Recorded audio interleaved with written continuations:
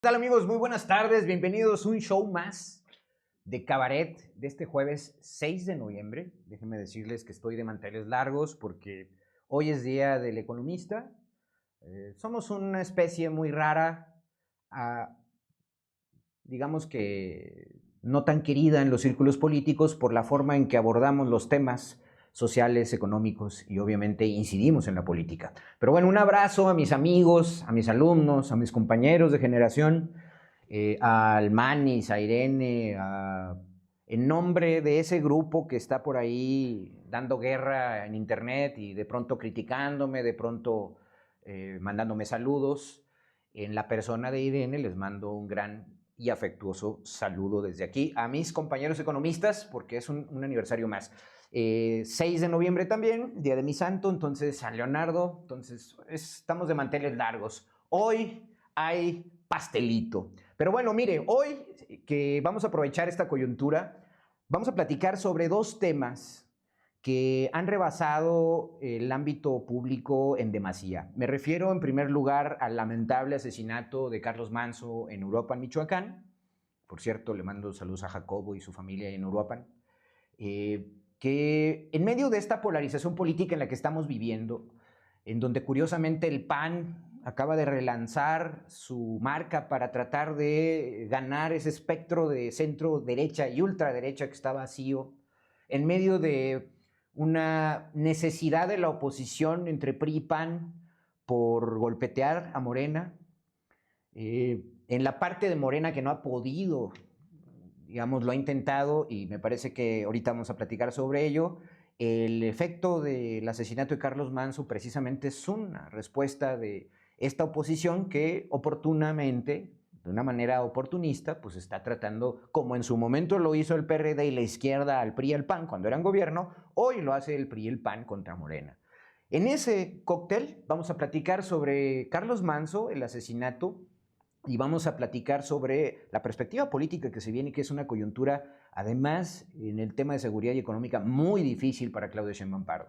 Esa es, digamos, la primera parte del programa. La segunda parte es una villegada más. Cuando usted cree que en Durango, por la situación social, económica, por el desdén de nuestras autoridades, por este gigantismo estúpido por el cual quieren vendernos que ya despertó el gigante, o que Durango renace, pues nos regala Esteban Villegas una villegada más y ahora nos sale con que nomás le digan y él lo arregla, ¿no? A los malandros y a los que se creen malandros, que nomás le digan y que él los arregla, ¿no? Bastante tenemos ya con el desdén que hace a nuestra economía, la recesión económica que estamos viviendo, que también vamos a tocar ese tema, pero vamos a profundizar en el tema de una villegada más en esta semana. Quédese conmigo, esto es El Cabaret y comenzamos.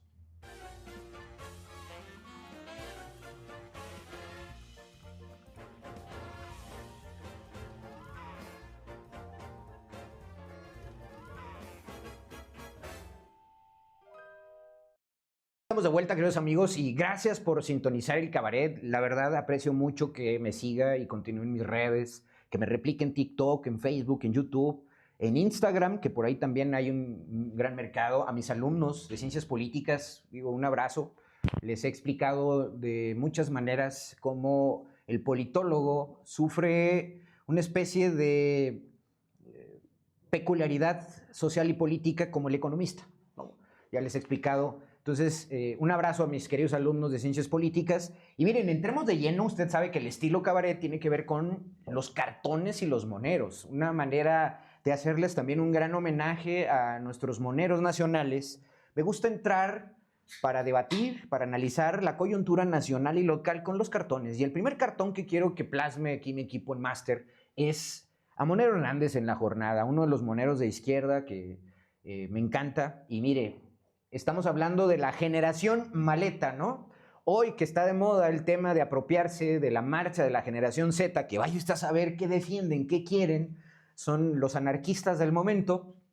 Dice Monero Rapé, en lugar de One Piece, la derecha debería usar caricaturas más acordes a su naturaleza, ¿no? generación maleta. Y obviamente, pues ahí está burlándose Monero Hernández de Claudio X González y su Vamos por México. Todos juntos abrazamos a Alito Moreno, a Marco Cortés con México y su fracaso en las elecciones pasadas.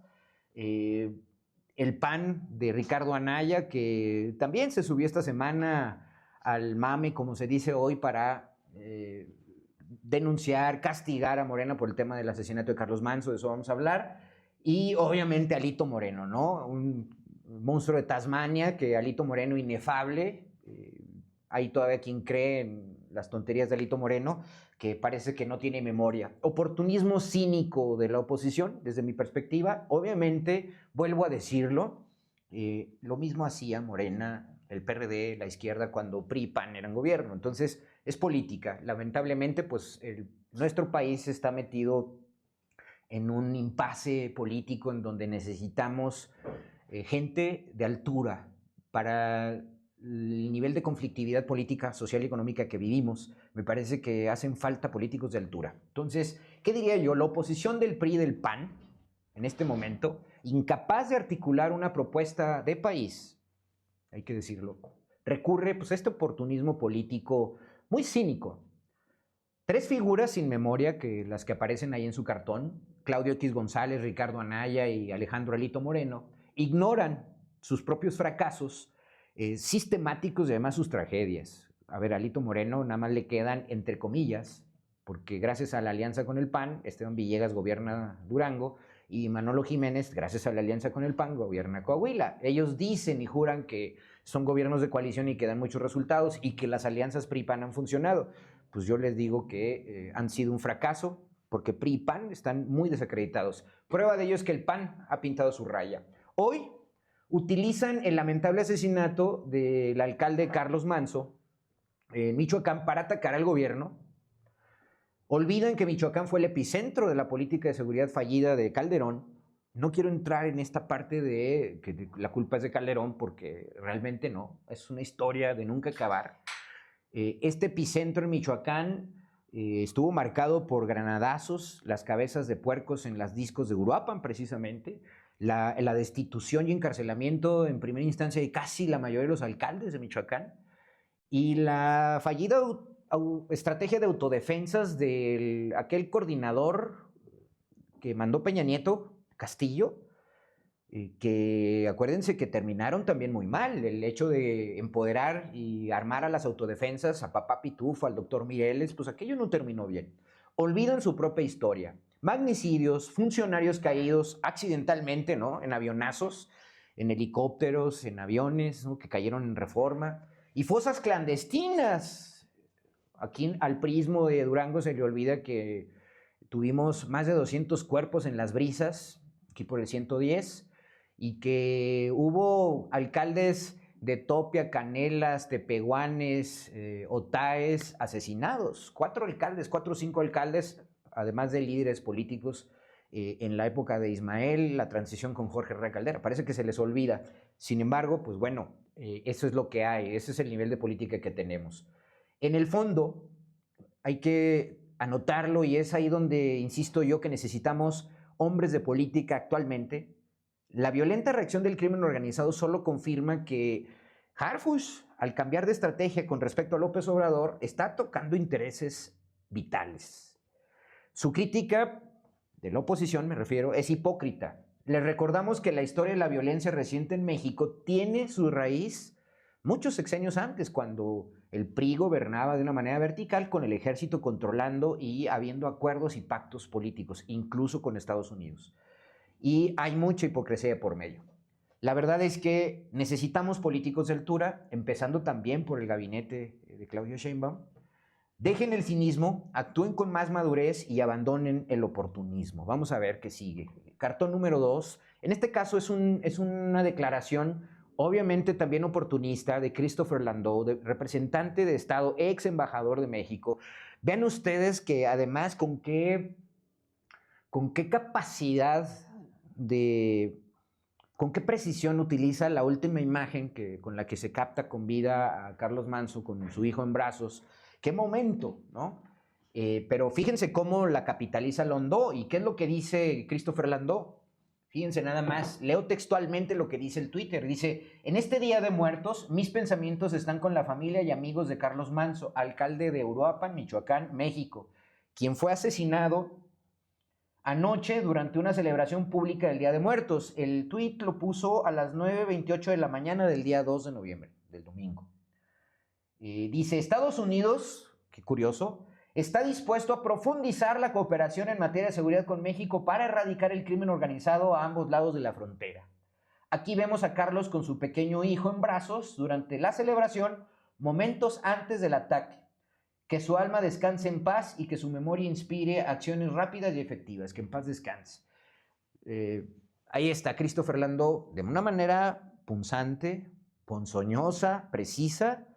Me parece que lanza este dardo envenenado. Y sí, con esto aprovecho para poner el cartón. También de Moneo Hernández lo voy a poner en pantalla, analícelo. Y este cartón lo titula Moneo Hernández Buitre Señal, emulando a la batiseñal, ¿no? La buitre señal, y dice, parece que se requiere mi ayuda, ¿no? Ahora sí, en la capa brindada de superhéroe, como si no supiéramos que la ayuda de Estados Unidos y esta falsa intromisión histórica, como las estrategias de Nixon y Kissinger a lo largo de toda la historia de Latinoamérica, trágica, por cierto, no supiéramos que Estados Unidos no da un paso sin guarache. Amable disposición de Estados Unidos para ayudar, entre comillas, lo pongo así, a México en seguridad. Al igual que la solicitud de intervención por parte de la oposición, del PRI y del PAN. O sea, que también ahí, pues vende patrias lamentables, ¿no? Estamos volviendo a la época de la Reforma con Benito Juárez, a la época en donde se pedía a gritos la intervención extranjera cuando en lo local no tienen argumentos para oponerse a un poder como el de Morena, ¿no? Debe ser criticada la oposición por ser una grave afrenta a nuestra soberanía nacional y por andar como candiles de la calle, ¿no?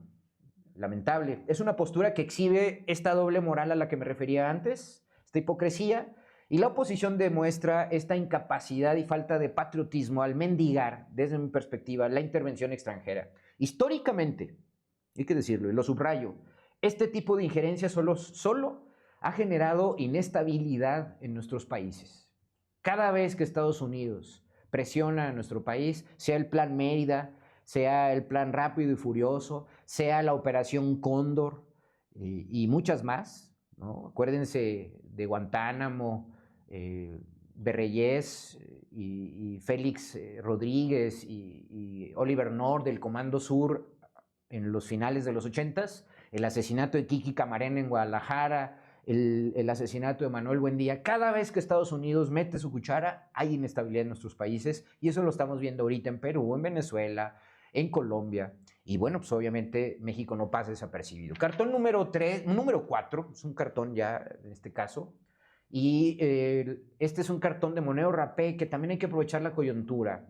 Javi Du es probable que salga libre. Javier Duarte, el exgobernador de Veracruz, la impunidad andando, ¿no? La posible liberación anticipada de Javier Duarte, exgobernador del PRI y símbolo de la corrupción peñanietista, es una bofetada a la justicia y a la memoria de México, ¿no? Duarte, miembro de esa nueva generación priista que saqueó al erario, el sello de Peña Nieto fue la gran corrupción, empezando por la estafa maestra y todo lo que se pudo investigar, caso Viuda Negra, caso Isaac Gamboa, el tema de la aprehensión que luego se hizo de la Coneja Gutiérrez, mano derecha de Manlio Fabio, cuando desviaron recursos a las campañas del PRI en la época del 14, 15 y 16, que además fracasó el PRI en las elecciones. Ese grupo de gobernadores jóvenes que sí sabía gobernar, con esa eslogan llegaron al poder otra vez esos gobernadores con Peña Nieto, pues es para analizar, ¿no? Lo imperdonable, bajo el mandato de Javier Duarte, en Veracruz se convirtió en una fosa. Acuérdense de Regina Martínez, Misael López Solana, Gabriel Huch, Miguel Ángel López Vázquez, Víctor Manuel Báez, Yolanda Ordaz, Noel López Holguín. De hecho, hay una serie que se llama a plena luz del día, la tragedia y el asesinato de la Narvarte, el caso de la Narvarte. Es Javier Duarte. Y ahí está la ola de asesinatos contra periodistas, porque fueron los que comenzaron a filtrar las corrupciones en Veracruz. Vamos a ver qué sucede. Es inminente la salida de Javier Duarte y me parece pertinente que también coyunturalmente de refilón analicemos esto porque está sucediendo en México. De esto no habla el PRI, de esto no habla el PAN, no lo critica. Cartón número 5, y este es local. Un homenaje a mi querido amigo Canomá. Tierra, bueno, en este caso lo titula Tierra del Gigante, ¿no? Que ahorita vamos a hablar de la villegada del día, de la semana. Dicen en una entrevista, en una charla, dice, entrega de equipaje, revisión de documentos, ya tenemos 2 horas en espera, ¿no? Están esperando a mi gober. Dice, así opera el mentado desarrollo de Durango, ¿no? Negocios a la espera, ¿no? Están empantanados. Los funcionarios públicos, inefables, indolentes, incapaces de ver los ciclos económicos en los que estamos por la coyuntura a nivel Donald Trump, no han sido capaces de elaborar una medida anticíclica o contracíclica con el precario presupuesto de Durango. Y se la pasan echándose la bolita unos a otros. Que si Rosa Saizpuro robó, que me dejó hecho trizas las finanzas, que yo voy a resolver el problema, que nadie más va a tocar las finanzas públicas de Durango. El chiste es que con el presupuesto público de Durango que está en discusión para el año próximo 2026, no han podido analizar, contrarrestar con medidas anticíclicas la crisis que estamos viviendo por el tema de la industria manufactura exportación. Ahí está, crítica para Esteban Villegas y su inefable equipo, Tierra del Gigante. Y nos vamos ahora a un cartón que se me había pasado la semana pasada, comentarlo, hice un pleonasmo, ahí una disculpa, pero tiene que ver con la calavera a Toño Ochoa. Y esta calaverita a Toño Ochoa, espero recitársela como Canomá pretendió ahí en el texto, porque es dedicada a esta política de la genuflexión que lleva a cabo Toño Ochoa, que Esteban Villegas un día sí y otro también le anuncia pavimentos, obras públicas, remodelaciones, inversiones, hospital del niño, todo a nombre del gobierno del estado, y el pobre Toño no tiene la capacidad de levantar ni la voz ni la mano, ¿no? Dice, el prianismo quedó expuesto, ya la alianza no es segura, PRI y PAN solo un pretexto de la inminente ruptura. Municipio hecho pedazos, y el estado también, ¿no? Por el terrible fracaso. Los partidos son retazos, la gente ya no le hace caso. Y además se burla de ellos, como ahorita vamos a ver. La calaca gritó enojada, que alguien repare los daños. Será terrible la jornada, aguantarlo otros 3 años. Ahí tiene usted, y lo que le queda al Estado y lo que le queda a Toño Ochoa. Un alcalde muy a modo. Está solo, con las suyas. Lo dejaron, ya ni modo, a rascarse con las uñas. Fíjense bien, todo el mundo está percibiendo un sexenio de Hidalgo y un trienio segundo de Toño de Hidalgo, ¿no? Terrible. Repasando su historial, más de uno lo reprueban. Reelección le salió mal por aliarse con Esteban. Hay que decirlo que con números de la elección pasada de Roberto Hernández del IEPC, del Instituto Electoral y de Participación Ciudadana, votó el 36% en la capital de Durango. Y todavía se jactan de ser el patrón y operar la elección y mandar a Morena al 4º lugar. Pues claro, pues operó políticamente, encarceló y persiguió y peleó y amedrentó a todos los operadores de Morena, ¿no? Bueno, ahí tiene usted. Y mire, vamos a la villegada de la semana. Pido la lámina número 7 a mi equipo para que la plasme en pantalla porque es una joya. Es la villegada de la semana. Yo creí que nos íbamos a quedar todavía criticando la fiesta de conmemoración del 25 aniversario del dueto Miseria, ¿no? Y claro que no, fíjese.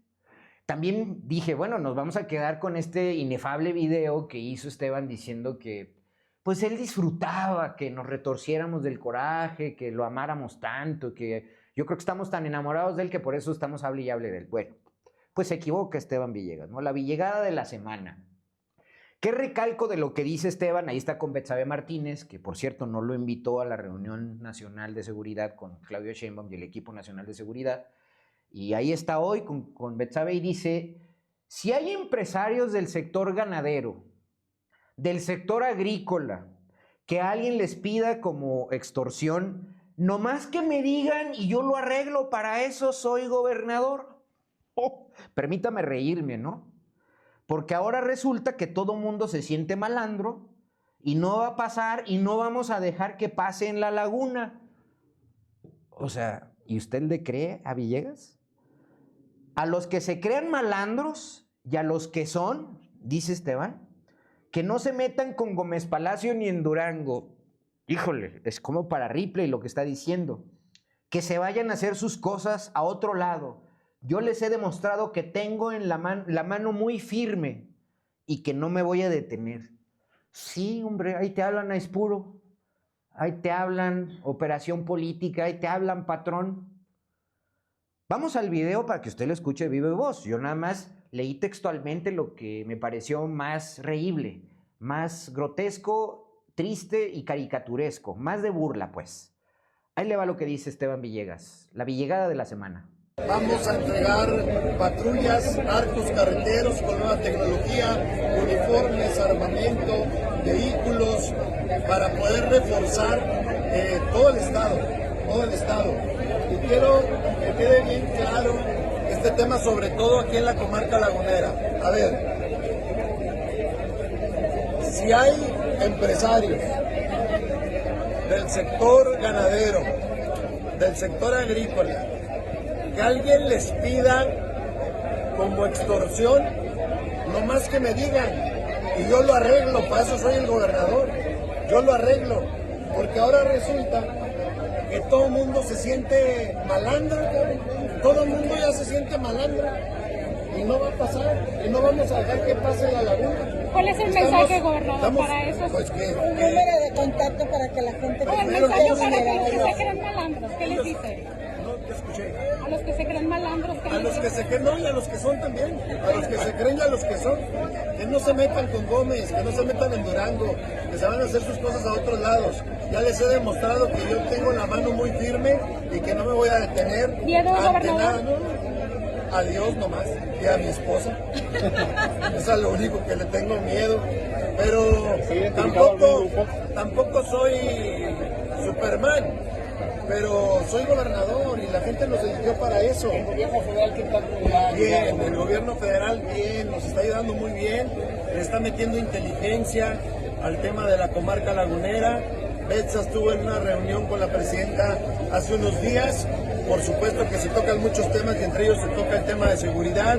El gobierno federal con Omar es, aparte de ser un gran amigo... Bueno, me quedo sin palabras, ¿no? Por eso elegí las frases pertinentes para que usted resalte lo que ya escuchó, ¿no? Que nomás le digan, para eso es gobernador. Bueno, no se acuerda de las mantas que le pusieron por lo que hacía la CATEM con agricultores, empresarios, campesinos. No se acuerda que los ganaderos acaban de levantar la voz y que tuvo que huir el líder ganadero porque precisamente ha recibido amenazas. ¿Qué dicen los forestales, los mineros? Para eso es gobernador. Híjole, qué barbaridad. La Villegada de la semana. Cuando crees que va a llegar lo peor, híjole, te quedas.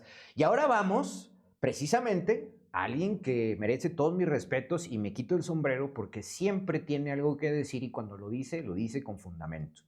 Y además pone el ejemplo. La gráfica número 8, para leer y exponerle a usted la crítica que hizo Jorge Salum a propósito del oportunismo político por lo del asesinato de Carlos Manzo. Lo dejé después de la Villegada del día o de la semana porque le queda el saco perfectamente a Esteban Villegas. ¿Qué dice Jorge Salum? Y le dice textualmente el día 4 de este mes, justamente. Dice, me parece muy incongruente, por decirlo menos, ver tantos comentarios de políticos y funcionarios de todos los partidos de Durango, en Durango, y de muchos líderes de opinión aplaudir la lucha de un alcalde contra el crimen organizado y lamentar su muerte y luego aplaudir y acompañar aquí a un alcalde y gobernador, que son parte de lo mismo. Subrayo eso. Aplaudir y acompañar aquí a un alcalde y a un gobernador que son parte de lo mismo. Ahí tiene usted lo que dijo Jorge Salom. Vamos a una pausa, no se vaya y volvemos al cabaret.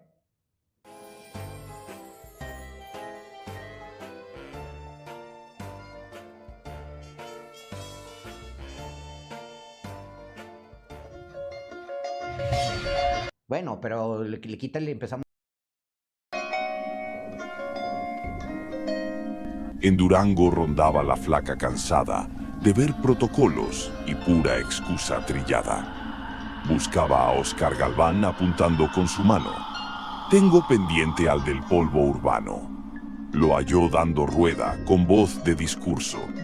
No era droga, calaca, te lo aseguro. La muerte soltó una carcajada sonora. ¿Y las monedas? ¿Eran de Aurora? El secretario de Seguridad siguió con tono marcial. Defiendo a mis hombres, pues actúan legal. Te vas conmigo, Galván Villarreal, a patrullar tumbas, servicio especial. Y si en el panteón siembras tus tretas, te mando directo con tus monedas completas. Murió diciendo que nada era cierto, pero ni la calaca le creyó al experto.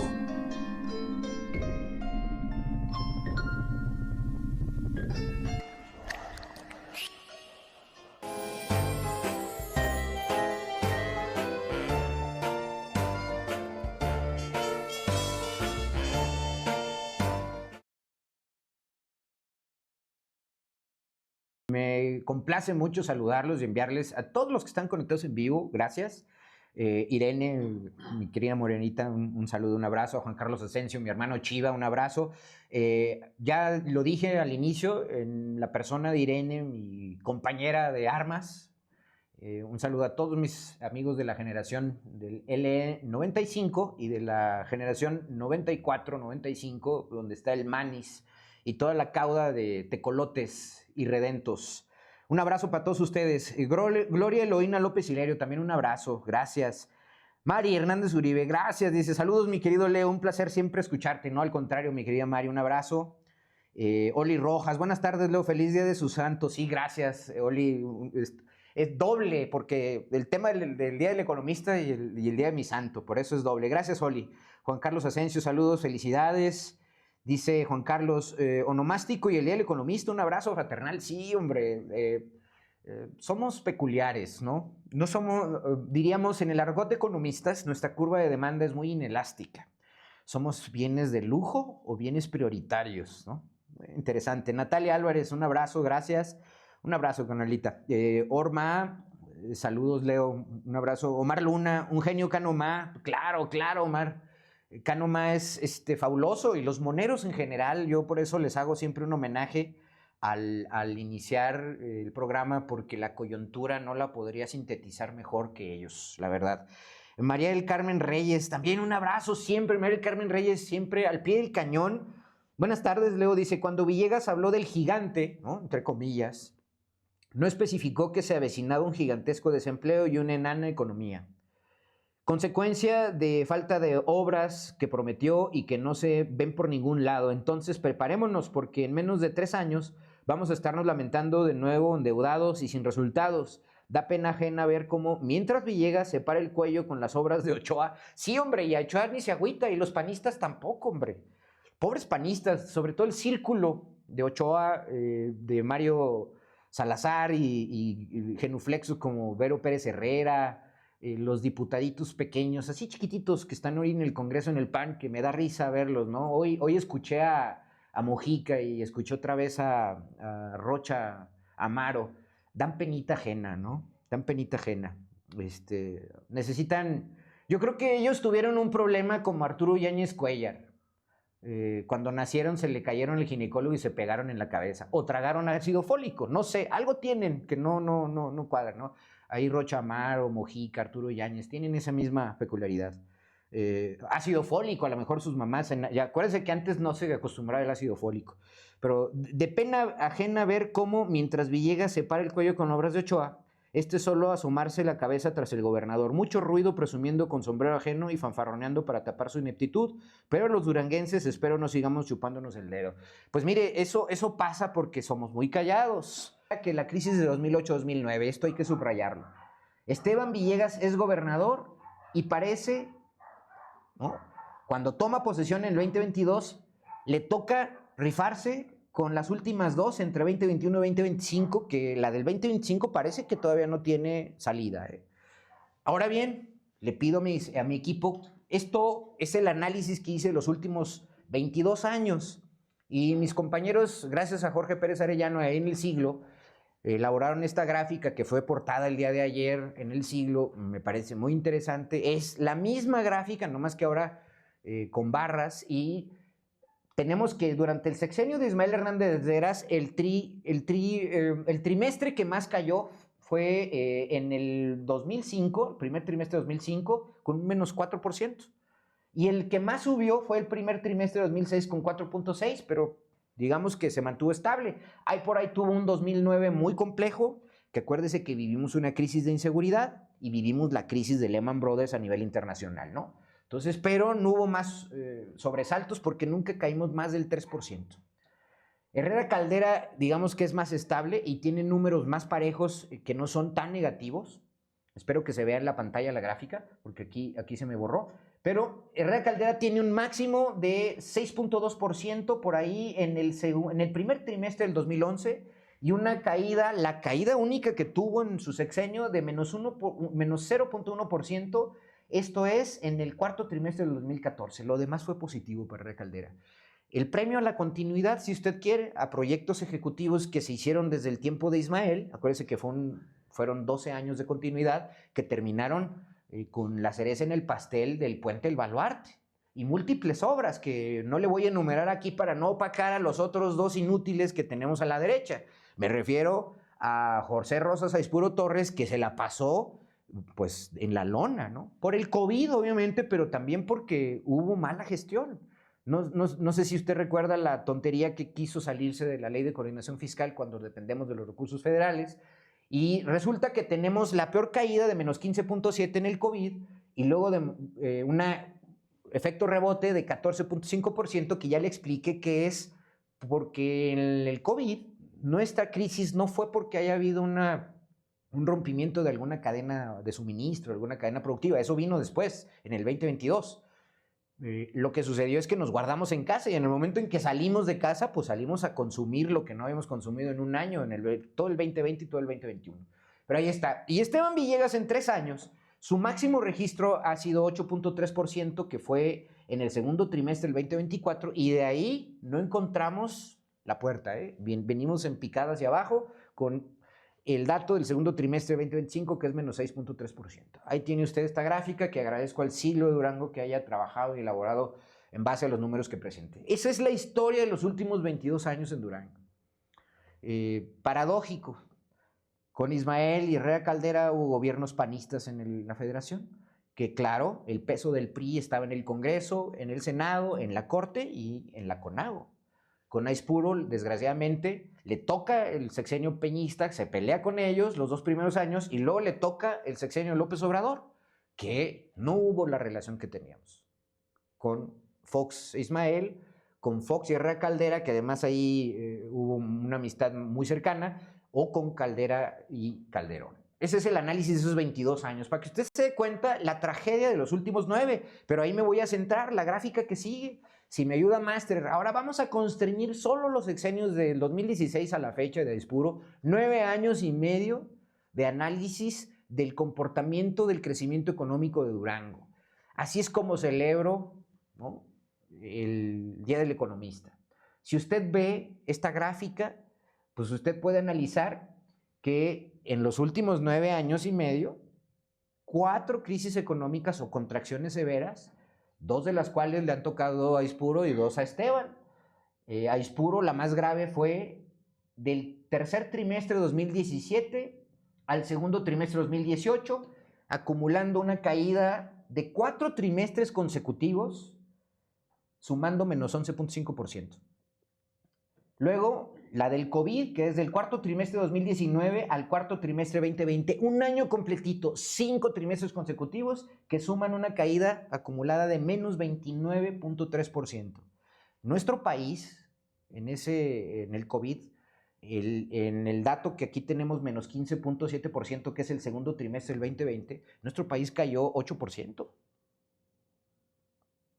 Nosotros caímos al doble. Y luego viene el 2022 ya el traslape con Esteban. Y todo el 2022 es recesivo, los 4 trimestres. Sumados todos, menos 4.8% caímos.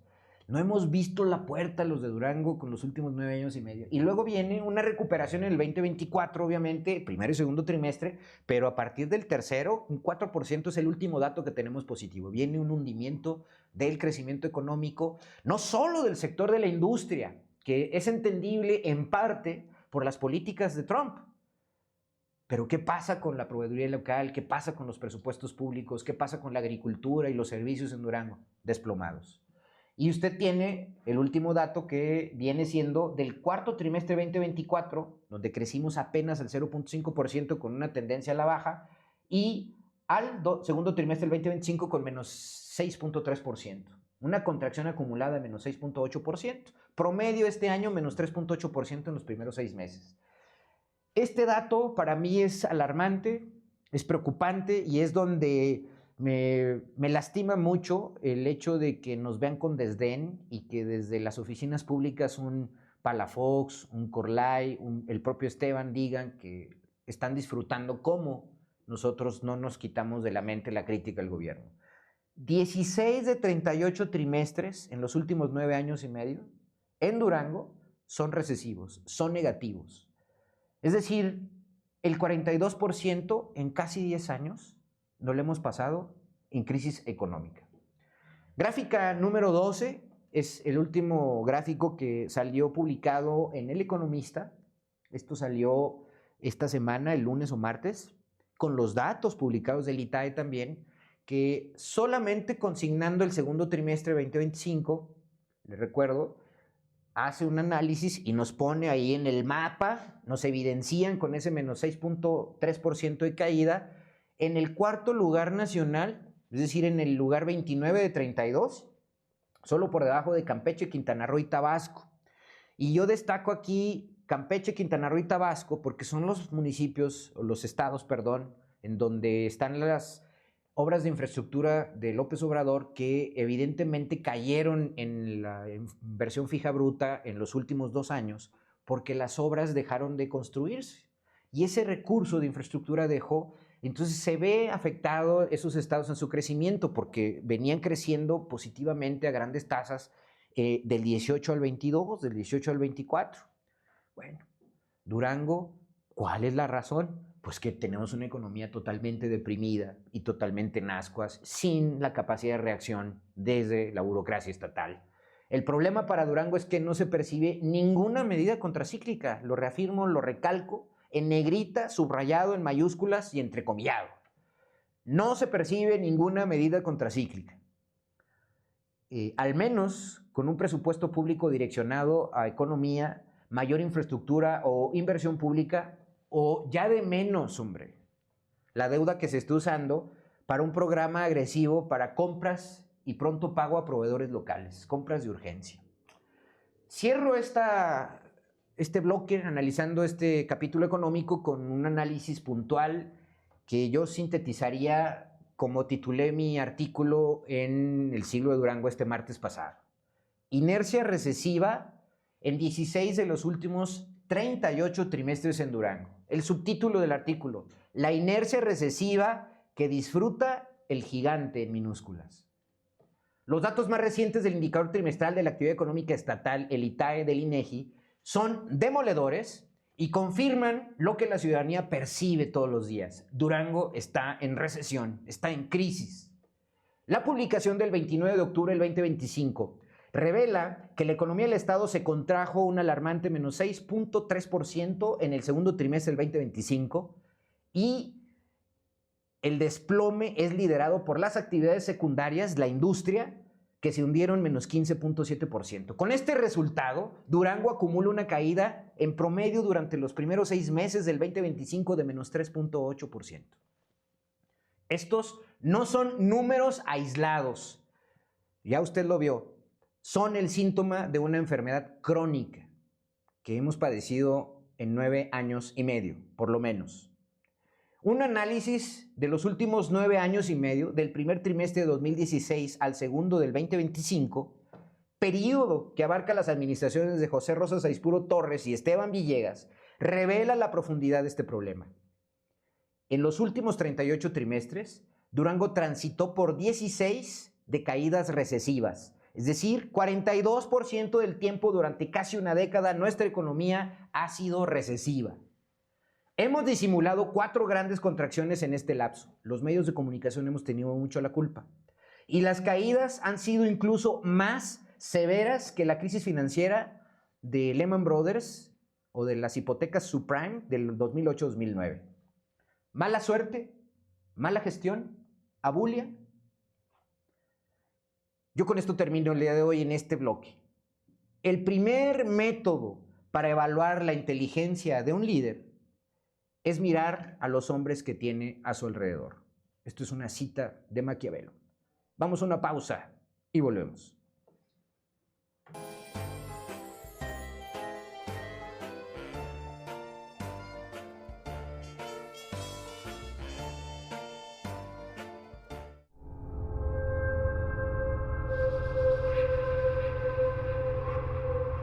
En la Sedeco andaba Rosas Palafox, hablando con emoción, que si Costco viene o no, eso es cosa del montón.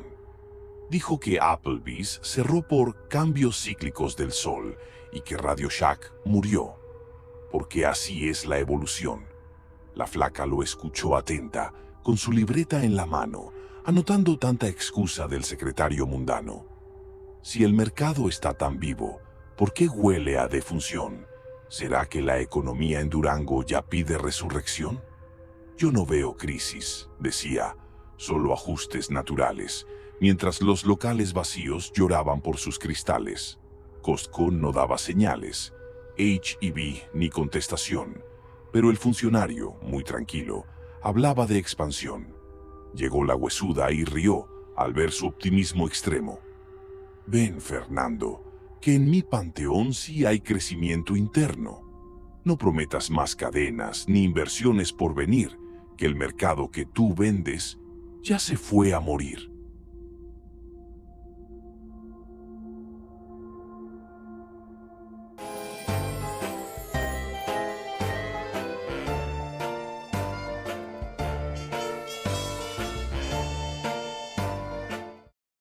Queridos amigos, gracias. Agradecerle mucho a Infoinfusión de mi querido amigo Víctor Montenegro.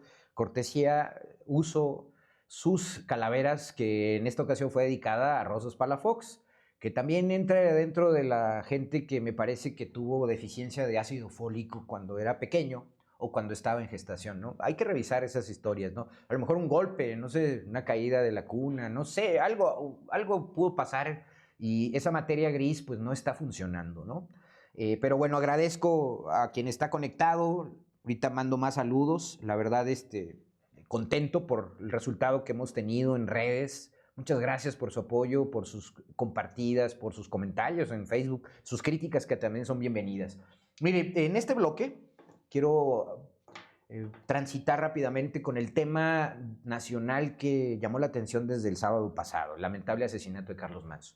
Y para este análisis voy a utilizar una columna que le recomiendo a usted mucho, una columna del día de ayer de Óscar Valderas en Milenio. Es un especialista en el tema de seguridad y coincido mucho en su análisis porque no desmerece para nada. Y una entrevista que le dio a Elisa Lanís Zurutuza en Milenio también, búsquela por ahí porque es interesante. Pido pantalla para que me pueda acompañar. Y él titula su columna como "El cártel no es un tirador masivo, sino un francotirador". Habla de que el día de hoy, los jefes, los cárteles, ahora prefieren los tiros de precisión antes que disparar a mansalva.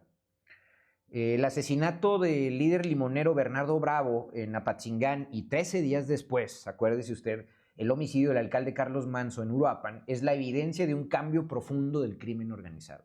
Coincido con él. No quiero que se malinterprete esto que voy a decir. Algo está haciendo bien Harfush, distinto a lo que hizo López Obrador, que eventualmente están dando golpes más certeros, al menos que llaman más la atención, presionados por Estados Unidos, si usted quiere, presionados por la CIA, la DEA, el tema Mayo Zambada, el tema de los 29 capos que fueron expulsados de nuestro país, entre ellos Caro Quintero, hoy le han cercado el camino al Mencho en la zona de Jalisco y el occidente, pues precisamente creo yo que hay un trabajo que eventualmente quieren anular con este tipo de eventos. Desde mi perspectiva también, han intercambiado la intensidad por precisión. Acuérdense que había el efecto de las grandes matanzas, de los grandes desastres que hubo en otros años, ahorita los enumero, en donde los Zetas pusieron el sello de una trágica carnicería y que el sello era la intensidad. Eventos magnicidios brutales, ¿no? Hoy lo que hemos visto son caer a líderes que se atreven a levantar la voz y que de una otra manera se vuelven incómodos. Y con esto mandan un mensaje a quienes representan, sean limoneros, sean madereros, sean aguacateros, mandan un mensaje a ellos para que se callen, pero también mandan un mensaje a la autoridad, así como diciendo yo sigo mandando, ¿no? Me parece que por ahí va la perspectiva y coincido en este sentido con Óscar Balderas. ¿En qué se basa Óscar Balderas? Dice, la organización Causa en Común, es una organización no gubernamental, contabiliza cada año las atrocidades cometidas en México y en ese registro anota masacres, es decir, el asesinato de 3 personas o más en un mismo hecho. Gracias a ese trabajo minucioso es que hoy sabemos que los cárteles optan cada vez menos por los asesinatos en masa y ahora prefieren elegir cuidadosamente sus objetivos letales, como activistas o alcaldes incómodos, el tema de Carlos Manso. Es decir, el crimen organizado no está bajando las armas, hay que decirlo claramente. Me parece que subió de nivel un puntito, pero con objetivos más específicos. La prueba es Carlos Manso. Se están adaptando a estos nuevos tiempos, dice Óscar Balderas. Gráfica que sigue. ¿Qué dice Óscar Balderas? Que, insisto, coincido con su análisis.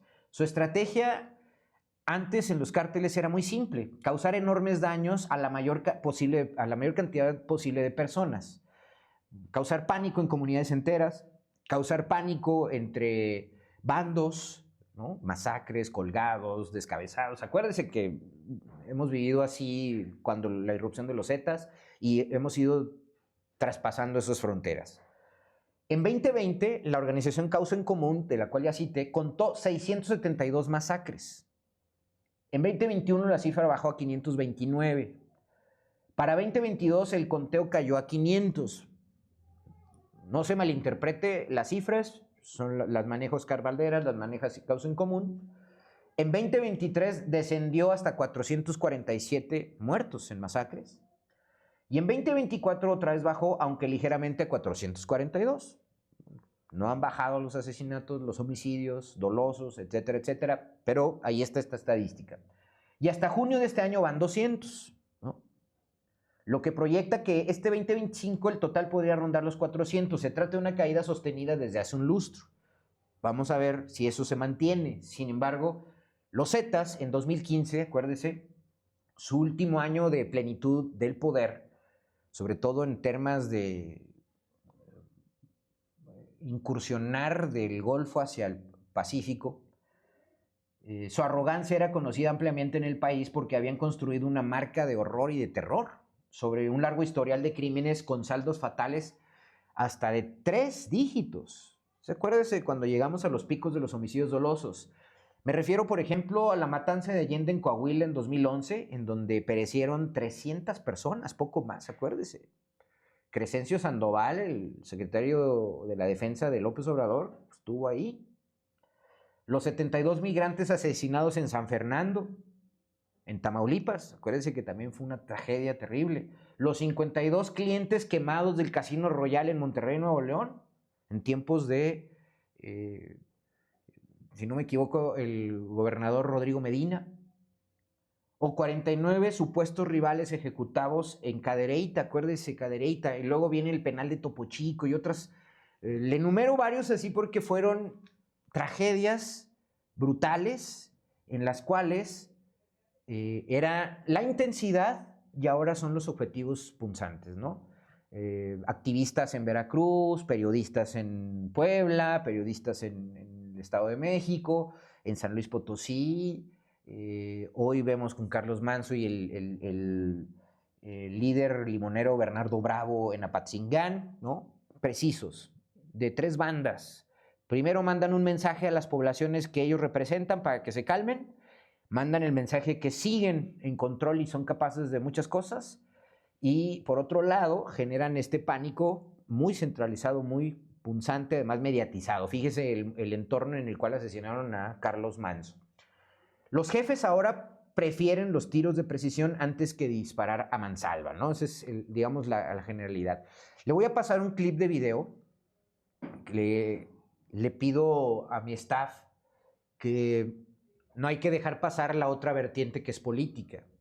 Michoacán es un estado que, como Sinaloa con Rocha Moya, gobernado por Morena, que no han dado el ancho, que han sido muy criticados. Está también Durazo en Sonora, gobiernos de Morena, cuestionadísimos.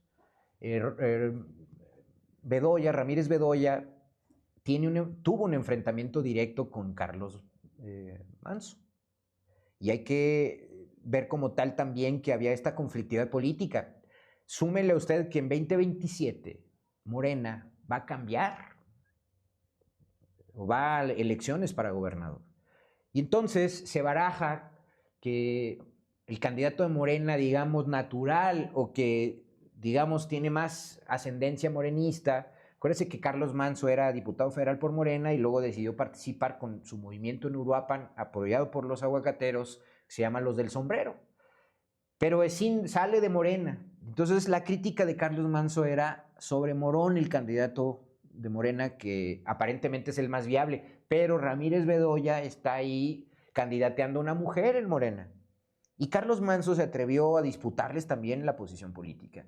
Lo pongo porque ya comentamos el tema de los tiros de precisión y este cambio que el crimen organizado está dando en términos de los mensajes.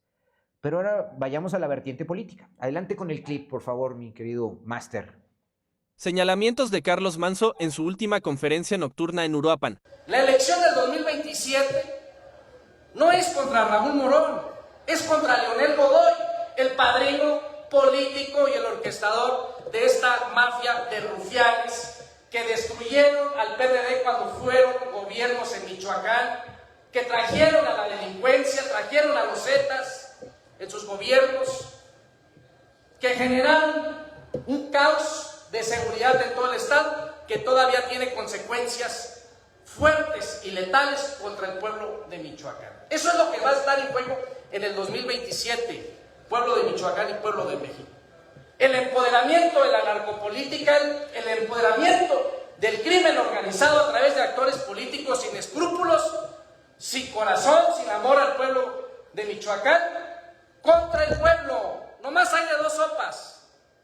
Estos narcopolíticos, este esquema de delincuencia a través del empoderamiento de estos intereses delictivos que quieren seguir penetrando y acabando con las instituciones, y la otra parte, que es el rescate del pueblo de Uruapan y de Michoacán para hacer respetar a la ciudadanía, para hacer respetar a la gente inocente, a la gente honesta, a la gente trabajadora. No hay de dos, no hay de tres o cuatro sopas, solamente hay dos opciones: la corrupción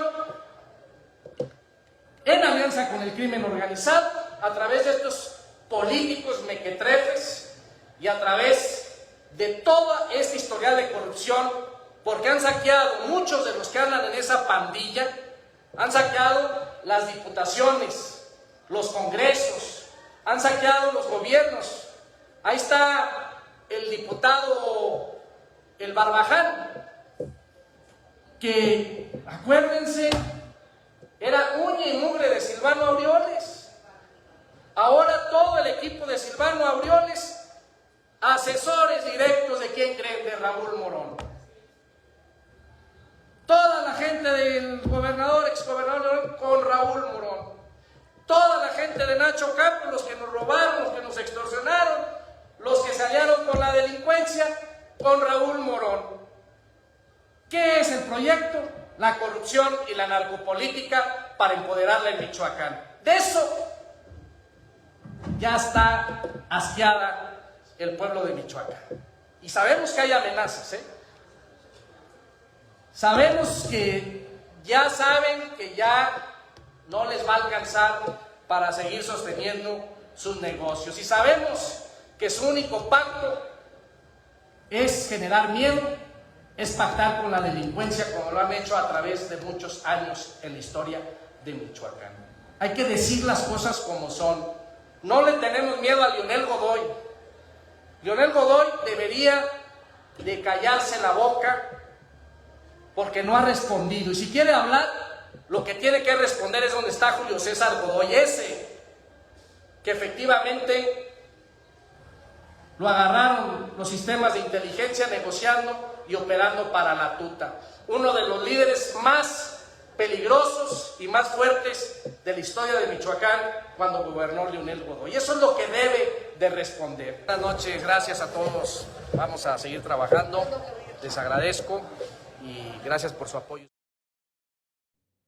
Ya estamos de vuelta, queridos amigos. Y mire usted, esto fue lo último que alcanzó a expresar en las últimas semanas Carlos Manzo. Entonces, tampoco hay que, nosotros que no vivimos en Uruapan, que no tenemos el contexto local, pues también tenemos que tener en cuenta estos callos pisados por Carlos Manzo, y evidentemente era incómodo no solamente para el tema del crimen organizado y la defensa de los aguacateros, también era incómodo en el tema político. Vea usted, un gran hombre, hay que decirlo, echado para adelante, nadie le escatima eso, pero también muy solo. Porque nuestra clase política así es, medrosa.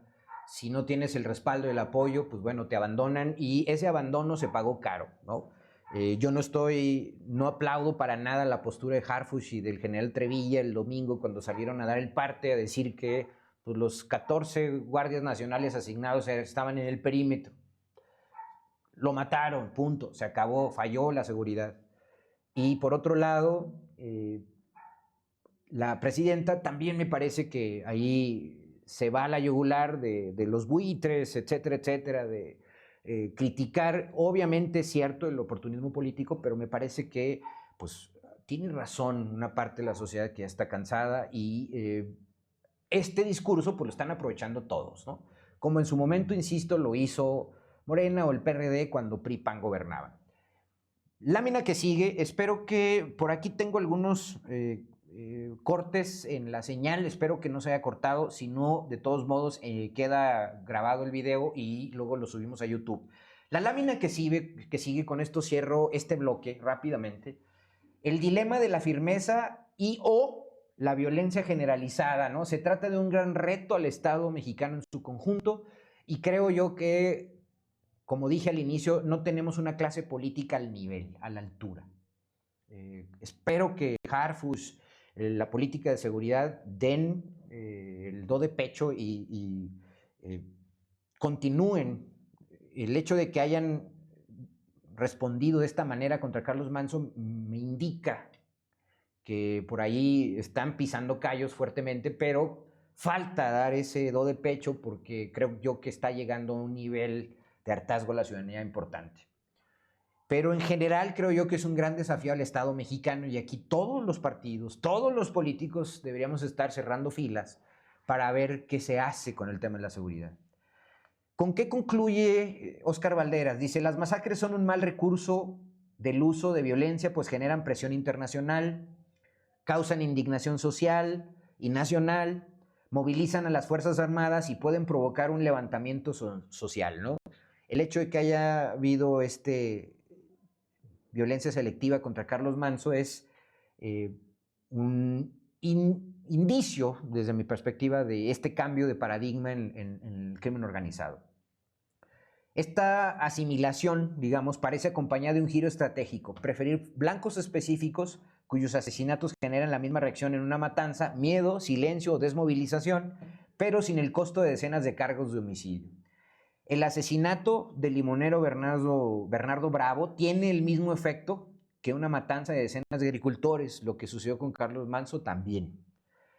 ¿Cuál es lo que sigue desde mi perspectiva? Pues el Gabinete Federal de Seguridad y Claudia Sheinbaum tienen un enorme reto de actuar con mayor firmeza, pero también con una severidad selectiva y muy quirúrgica. Espero que el tema de la inteligencia entre aquí y espero que haya pronto resultados, porque este va a ser uno de los talones de Aquiles que espero que en el segundo año no siga cundiendo, porque esto es un tema nacional y no solamente focalizado en Michoacán. Ese es parte de mi comentario final. Siga a Óscar Valderas, le recomiendo esa entrevista, le recomiendo esa columna del día de ayer en Milenio, y yo lo mando a una pausa rápidamente. Y mire, escuche muy bien, Delia Enríquez Herrera hoy presentó una iniciativa interesantísima, un nuevo delito de sumisión química en Durango, que me parece loable desde su perspectiva como líder de las minorías en el Congreso y que además representante Morena, digna de estos temas, me parece aplaudible y atendible. Vamos a una pausa y escuche lo que hoy Delia presentó en el Congreso. Compañeras y compañeros diputados, hoy subo a esta tribuna para exponer sobre uno de los flagelos más comunes y dañinos que afectan a la sociedad. Me refiero a la sumisión química. La sumisión química es aquella conducta por la cual una persona le da a otra sustancias sin el consentimiento de la víctima y que someten la voluntad, alteran el estado de salud físico o mental, es decir, nos referimos al acto de mala fe de que una persona drogue a otra a escondidas. Es considerado un agravante en delitos como el feminicidio y la violación. Lo que sí es un hecho conocido públicamente es que muchas veces se somete químicamente a las mujeres en centros nocturnos y que no se consuma la comisión de delitos como el de violación, privación de la libertad o abuso sexual. La sustancia se les dio y queda un vacío jurídico que imposibilita el Estado para perseguir a quien somete la voluntad de las víctimas. También hablamos de casos donde adultas y adultos mayores son sedados, drogados y sometidos químicamente, a escondidas incluso de sus propios familiares para que no les generen molestias. Es decir, la sumisión química debe llegar más allá de ser un agravante y configurarse como un nuevo tipo penal. Pongo a consideración esta iniciativa que propone la creación para que este nuevo tipo penal sea considerado en el artículo 152 bis. Esta iniciativa surge de un reclamo de violencia que muchas mujeres padecen y que expone principalmente a nuestras niñas y jóvenes. Cuidemos de los adultos mayores, cuidemos de las infancias y las juventudes. Con su apoyo, esta iniciativa puede convertirse en ley y proteger a muchas mujeres y personas vulnerables. Es cuanto.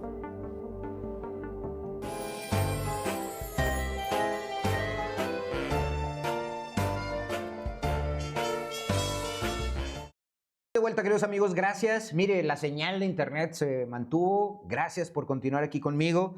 Nuevamente, ya nos vamos. Ahorita cerramos este programa y gracias por su atención. Irene, Juan Carlos Asensio, Gloria Eloína López Hilerio, saludos, un abrazo.